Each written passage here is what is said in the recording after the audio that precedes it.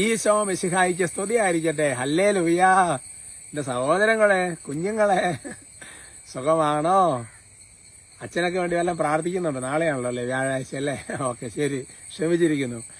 അതായത് നമ്മളെ എന്താ വെച്ചാൽ ഒരു ബന്ധമൊക്കെ പുതുക്കണം. കുറെ പേര് കുടുംബാംഗം എന്ന് വെച്ചാൽ ലോക്ക് എന്ന് പറഞ്ഞ് നടക്കുന്നുണ്ട്. നമുക്കെന്ന് വെച്ചാൽ ഒരു എത്രയും നല്ല മാധവ് എല്ലാ ദിവസവും ഒരു എഗ്രിമെന്റ്, ഒരു ഉടമ്പടി ഉണ്ടായിരുന്നു. അത് മുടങ്ങാതെ ചെല്ലണം കേട്ടോ. ഈ ടോക്ക് കേൾക്കുന്നവരുടെ എല്ലാ ദിവസവും എത്രയും തള്ള മാതാവ് ചെല്ലി എളിയ ദാസന് വേണ്ടി പ്രാർത്ഥിക്കണം. Praise the Lord. കർത്താവ് അനുഗ്രഹിക്കട്ടെ കേട്ടോ. എന്തൊരു പ്രധാനപ്പെട്ട സാക്ഷ്യം വായിക്കാനുണ്ട്. എന്നിട്ട് ഈ മേഖലയ്ക്ക് വേണ്ടി നമുക്കൊന്ന് പ്രാർത്ഥിക്കാം. ഞാൻ തന്നെ സാക്ഷ്യം വായിച്ചിട്ട് ഈശോയുടെ സ്നേഹം ശ്രദ്ധിച്ചു കേട്ടോ. സ്നേഹബഹുമാനപ്പെട്ട വിനോദിച്ച, എൻ്റെ പേര് ജോണിച്ചൻ. എനിക്ക് 55 വയസ്സുണ്ട്. ഞാൻ അച്ഛൻ്റെ ഫുൾ കുടുംബാംഗമാണ്. അച്ഛൻ്റെ ചെറിയ ടോക്കും അഭിഷേകാത്മയും മുടങ്ങാതെ കാണാറുണ്ട്. എനിക്ക് 6 വർഷമായിട്ട് യൂറിനിൽ കൂടെ പ്രോട്ടീൻ പോകുന്ന ഒരു രോഗം ഉണ്ടായിരുന്നു. അത് സീരിയസ് രോഗമാണ്. 6 വർഷമായിട്ട് ഇത് 180 mg വേണ്ട സ്ഥാനത്ത് 8000 mg എത്തിയിരുന്നു. പല ഹോസ്പിറ്റലിൽ പോവുകയും പല ഡോക്ടേഴ്സിനെ കാണുകയും ചെയ്തു. എനിക്കൊരു കുറവ് വന്നില്ല. പിന്നീട് എൻ്റെ ജീവിത പങ്കാളി വൈഫിന്റെ ചേച്ചി എനിക്ക് അച്ഛൻ്റെ 853ാമത്തെ എപ്പിസോഡ് അയച്ചു തന്നു. ഒരു നല്ല സുഹൃദേവം അതായിരുന്നു എപ്പിസോഡ്. ഇത് 9 പ്രാവശ്യം തുടർച്ചയായി കേട്ട് പ്രാർത്ഥിക്കാൻ തുടങ്ങി എല്ലാ ദിവസവും. ഇതോടുകൂടി എൻ്റെ രോഗം പൂർണ്ണമായി മാറുകയും എനിക്ക് സൗഖ്യം ലഭിക്കുകയും ചെയ്തു. എനിക്ക് സൗഖ്യം നിന്ന് അനുഗ്രഹിച്ച ഈശോയ്ക്ക് ഒരുപാട് നന്ദി എന്ന് പറഞ്ഞ് സാക്ഷി എഴുതി അയച്ചിരിക്കുക. നോക്കി സഹോദരങ്ങളെ, അപ്പോൾ ഇതെല്ലാം മാറി കുറച്ച് നാളുകൾ കഴിഞ്ഞതിന് ശേഷമാണ് ഈ സാക്ഷി എഴുതി അയക്കുന്നത്. അത്ഭുതകരമായ സൗഖ്യമല്ല സഹോദരൻ, ഈശോയുടെ വലിയൊരു കരുണ. ഞാൻ തന്നെ ശരിക്കും പറഞ്ഞാൽ എത്ര പേരെ കണ്ടിട്ടുണ്ട് യൂറിനൽ പ്രോട്ടീൻ പറഞ്ഞ് ഒരുപാട് മരുന്നൊക്കെ കഴിച്ച് സങ്കടപ്പെടുന്നവരെ.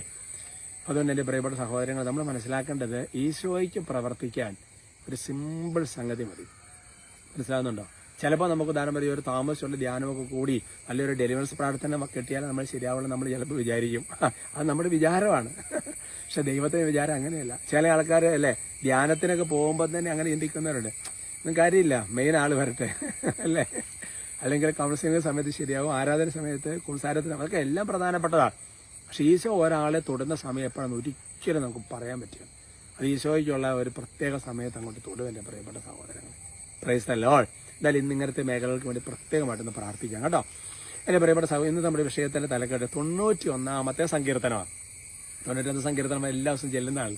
അതിനകത്ത് വചന വേദാന്തങ്ങളുള്ളത് കുറച്ച് നിങ്ങൾ തപ്പി ഒന്ന് കണ്ടുപിടിച്ചു കേട്ടോ. ഒരു 14 നോക്കിക്കോ, എന്നാൽ 11, 14 വന്ന് ഏതെല്ലാം നോക്കി. ഞാനത് കിടക്കുന്ന തലക്കെട്ട് കൊടുത്തിരിക്കുന്നത് ഇങ്ങനെയാണ് എൻ്റെ പ്രിയപ്പെട്ട സഹോദരങ്ങൾ. തലക്കെട്ട് ഇങ്ങനെയാണ്, അതായത് ഈ പിള്ളേര് നിൽക്കുന്നത് പോലെ നിൽക്കണം. ഇവിടെ വചനം എന്നറിയാവോ? അവൻ സ്നേഹത്തിൽ എന്നോട് ഒട്ടി നിൽക്കുന്നതിനാൽ ഞാൻ അവനെ രക്ഷിക്കും. അവൻ എൻ്റെ നാമം അറിയുന്നത് കൊണ്ട് ഞാൻ അവനെ സംരക്ഷിക്കും. മനോഹരമായ വചനമാണ്. ഈ ഒട്ടി നിൽക്കാന്നൊക്കെ നിങ്ങൾ ചിന്തിച്ച് നോക്കിയേ. നിങ്ങൾ ചെറിയ പിള്ളേര് കണ്ടില്ല, നമ്മൾ വർത്താനം പറയുന്ന സമയത്ത് പപ്പയുടെയും അമ്മയുടെയും കയ്യിലൊക്കെ ഇങ്ങനെ തൂങ്ങി പിടിച്ച് അവരോട് ഇങ്ങനെ ഒട്ടി ചേർന്ന് ചാരി നിൽക്കുന്നതല്ലേ. ഒട്ടി നിൽക്കുക ഭയങ്കര സ്നേഹമാണല്ലോ അല്ലേ. നമ്മുടെ അടുത്തേക്ക് അപ്പൊ നമ്മളിങ്ങനെ വിളിക്കാൻ ചച്ചങ്ങ വന്നേ എന്ന് പറഞ്ഞിട്ട് ഇവിടെ ഒട്ടി നിൽക്കും അല്ലേ എന്ന് പറയുന്നത് പോലെയാണ് വചനങ്ങളൊന്നും കേട്ടെ.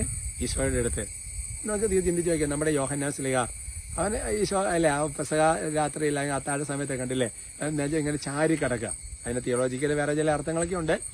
അതുകൊണ്ട് എൻ്റെ പ്രിയപ്പെട്ട സഹോദരങ്ങളെ, അതുകൊണ്ട് നമ്മളെ സംബന്ധിച്ചിടത്തോളം ഈ സ്നേഹത്തിൽ ഇങ്ങനെ ഒട്ടി നിൽക്കണം. സ്നേഹത്തിൽ ഒട്ടി നിൽക്കണം. പല ആൾക്കാരും ഒട്ടി നിൽക്കുന്നവരാണ് കാര്യം കാണാൻ വേണ്ടിയിട്ടേ. അത് ഈശോയ്ക്ക് അറിയാമല്ലോ. അല്ലെങ്കിൽ ചില ആൾക്കാർ നമ്മളെ വന്നിങ്ങനെ ഒട്ടി നിൽക്കും എന്തിനു വേണ്ട, എന്തെങ്കിലും കാര്യം നടക്കാനാണ്.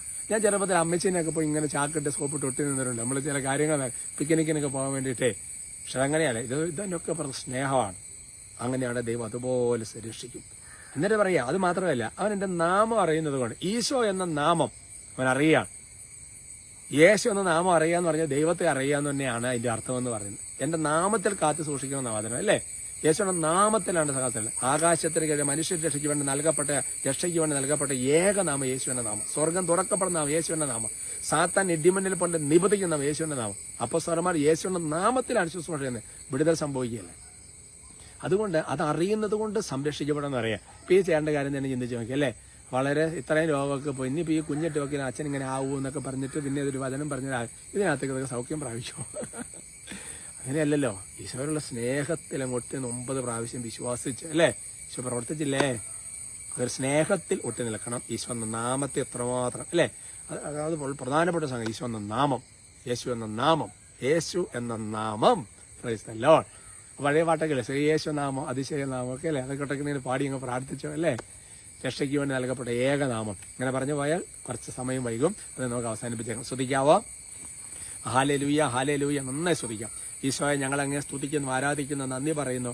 കർത്താവ് ദൈവമേ സാന്നിധ്യം തരണമേ, കൃപ തരണമേ. കർത്താവ് ഞങ്ങളുടെ പ്രാർത്ഥന കൊണ്ടല്ല, കർത്താവേ ഈശോയെ അവിടുത്തെ കുരിശുമരണത്തിന്റെ ഉത്ഥാനത്തിന്റെ യോഗ്യതയാൽ കർത്താവെ കരുണ തോന്നൽ. പിതാവേ ഈശോയുടെ കുരിശുമരണത്തിലൂടെ ഞങ്ങൾ രക്ഷിച്ച കർത്താവേ, ഞങ്ങളങ്ങനെ ആരാധിക്കുന്നു, സ്തുതിക്കുന്നു, നന്ദി പറയുന്നു. കർത്താവേ അവിടുന്ന് വരാനിരിക്കുന്നവനാണ് ഞങ്ങൾ പ്രഖ്യാപിക്കുന്നു. അവിടുന്ന് ഏക ദൈവമാണെന്ന് പ്രഖ്യാപിക്കുന്നു. അവൻ ആയിരുന്നവനാണ്, ആയിരിക്കുന്നവനാണ്, വരാനിരിക്കുന്നവനാണ്, സർവ്വശക്തനാണ്.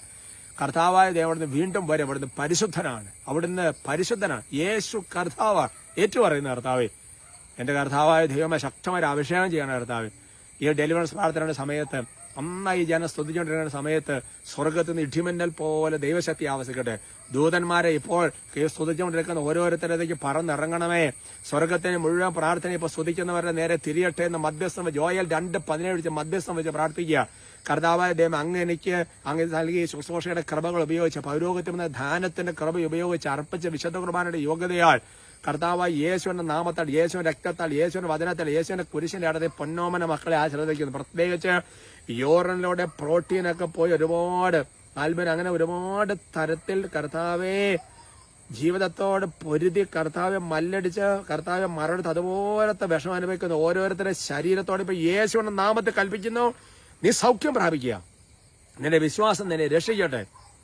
യേശുവിനെ മഹത്വപ്പെടുത്തി സാക്ഷ്യപ്പെടുത്താൻ നിനക്ക് കർത്താവ് ഒരു വരം തരട്ടെ. യേശുവിന്റെ നാമത്തിൽ ആശീർവദിക്കും. എല്ലാ കുടുംബങ്ങളെ ആശീർവദിക്കും. നമ്മുടെ കർത്താവ് ഈശോ മിശിഹായുടെ കൃപയും പിതാവ് ദൈവത്തിന്റെ സ്നേഹവും പരിശുദ്ധാത്മാവിന്റെ സഹവാസം നിങ്ങൾ എല്ലാവരോടും കൂടി ഉണ്ടായി ഇപ്പോഴും എപ്പോഴും എന്നേക്കും. ആമേൻ.